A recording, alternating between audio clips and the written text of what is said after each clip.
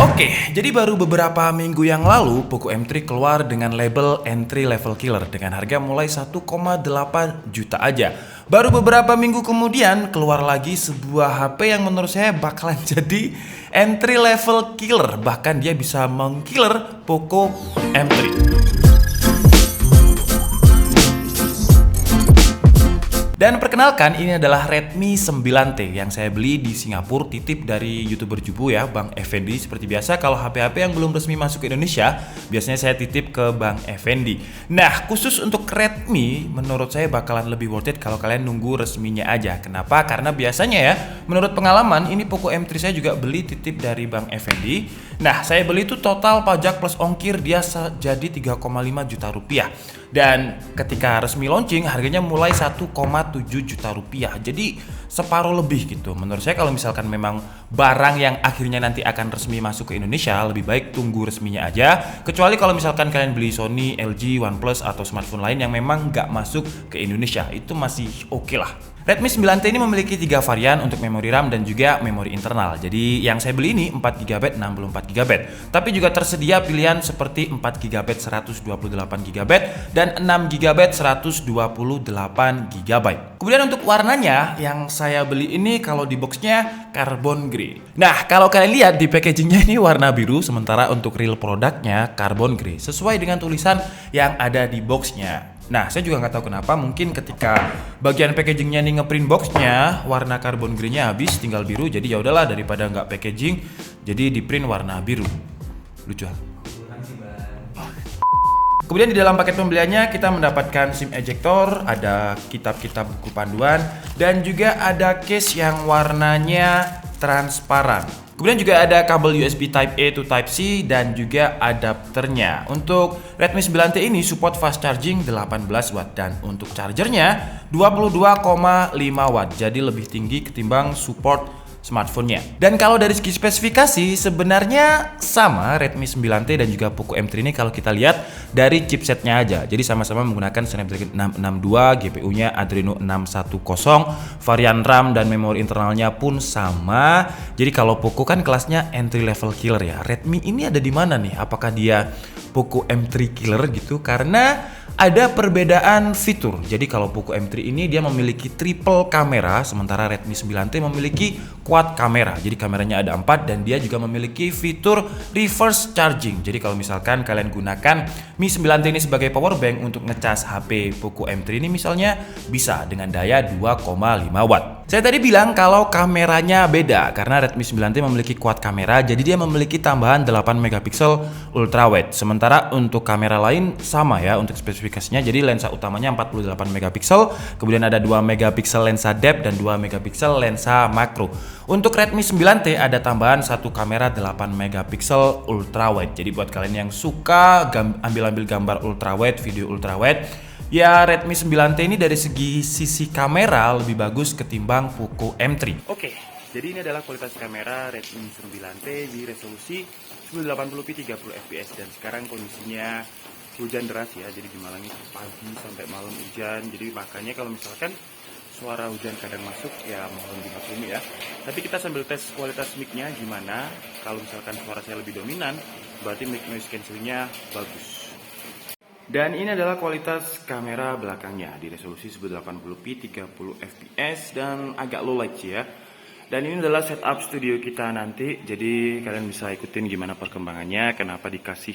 Ini namanya adalah MDF ya. Jadi daripada saya pakai busa, pakai MDF aja dikelilingin gitu biar enggak enggak menggema.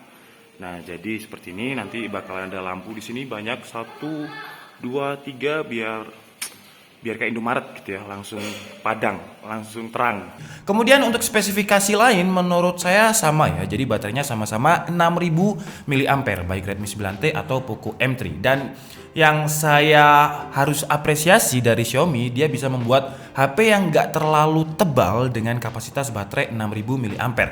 Untuk beratnya keduanya juga sama, sekitar 198 gram. Kemudian untuk spesifikasi layar pun juga sama dengan dimensi 6,53 inch, panelnya IPS LCD dengan 400 nits, resolusinya Full HD+, dan untuk layarnya juga sudah dilapisi dengan Corning Gorilla Glass 3. Jadi kayak bener-bener kalau dari depan ya, benar-benar tidak ada perbedaan antara Poco M3 dan juga Redmi 9T. Kemudian kalau dari segi desain, saya pribadi lebih suka desainnya Poco M3 ya, karena menurut saya Poco M3 ini desainnya sebenarnya dia nggak cocok dimasukkan di HP entry level secara desain ya, karena menurut saya desainnya mungkin bisa masuk di harga 4 atau mungkin 7 juta kalau misalkan lapisan back covernya ini diganti menjadi aluminium, karena desainnya kalau kalian lihat desainnya fresh ya. Kalau misal dibilang mirip, memang mirip dengan OnePlus 8T versi Cyberpunk, cuman fresh aja. Sementara untuk Redmi 9T ini menurut saya banyak Android lain yang sudah menggunakan desain seperti ini. Jadi di bagian belakang bingkai kameranya itu mirip-mirip seperti Android lain, dan untuk finishing carbon grain-nya ini juga kayak semacam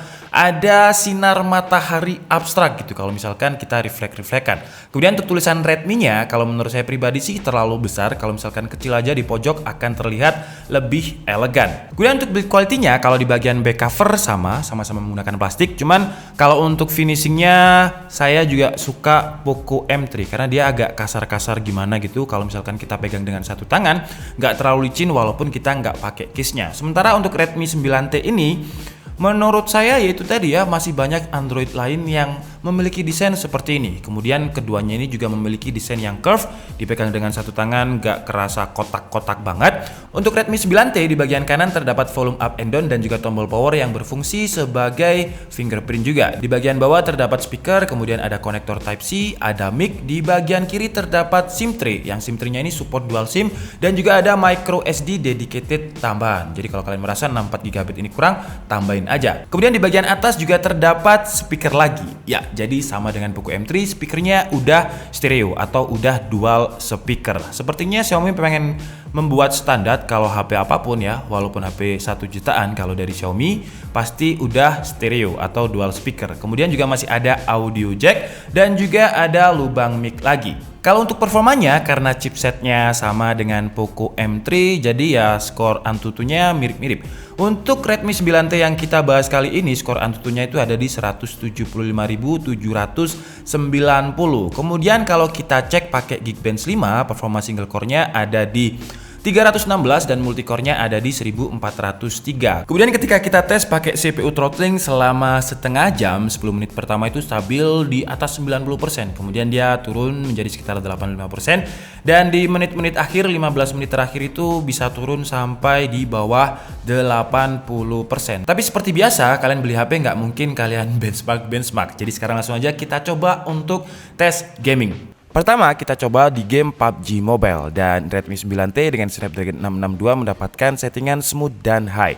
Untuk sensor gyronya nggak bisa berfungsi, dan untuk gameplaynya kita mendapatkan average sekitar 25 sampai 30 fps. Drop itu paling di kisaran 24 fps di settingan smooth dan high. Kemudian di game Genshin Impact kita coba pakai settingan rata kiri, dan hasilnya nggak enak untuk main sih. Kalau misalkan sinyal lagi padat atau lagi perang lawan monster yang besar seperti ini aja laggy banget. Jadi buat kalian yang mungkin ya kalau misalkan mau sabar sih ya nggak apa-apa, tapi buat kalian yang orang yang nggak sabaran, menurut saya sih lag parah ya, padahal sudah menggunakan settingan rata kiri. Kemudian untuk suhu permukaannya ada di kisaran 41 derajat Celcius lah untuk permukaan yang paling panas, tapi untuk back covernya sekitar 39 sampai 40. Jadi kalau misalkan kalian main game di tangan nggak terlalu panas, nggak terlalu mengganggu. Kemudian untuk Netflix yang menarik, walaupun dia segmennya entry level ya, kalau misalkan masuk Indo mungkin sekitar 1 sampai 2 juta lah, $188.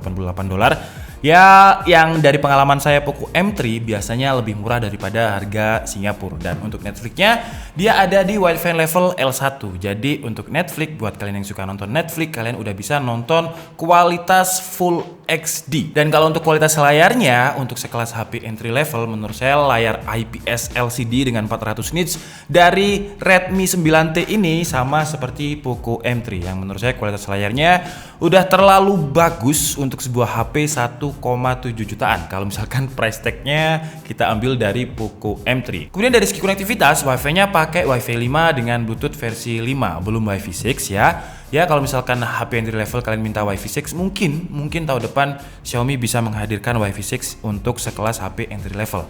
Mungkin ya, makanya kalau misalkan ada kalian pakai HP Xiaomi terus ada iklannya, ya jangan dimatikan ya, biar Xiaomi bisa tetap memberikan HP yang murah-murah dengan spesifikasi yang rata kanan. Kemudian untuk sensor gyronya, kalau misalkan kita tes di sensor box itu ada, cuman ketika kita coba main untuk PUBG dan kita aktifkan gyronya itu always on, ya itu nggak bisa dipakai. Jadi kita anggap aja sensor gyronya nggak ada. Jadi buat kalian yang mungkin mencari HP yang dengan sensor gyro Redmi 9T ini nggak ada. Oke, jadi mungkin cukup segitu aja video kita kali ini.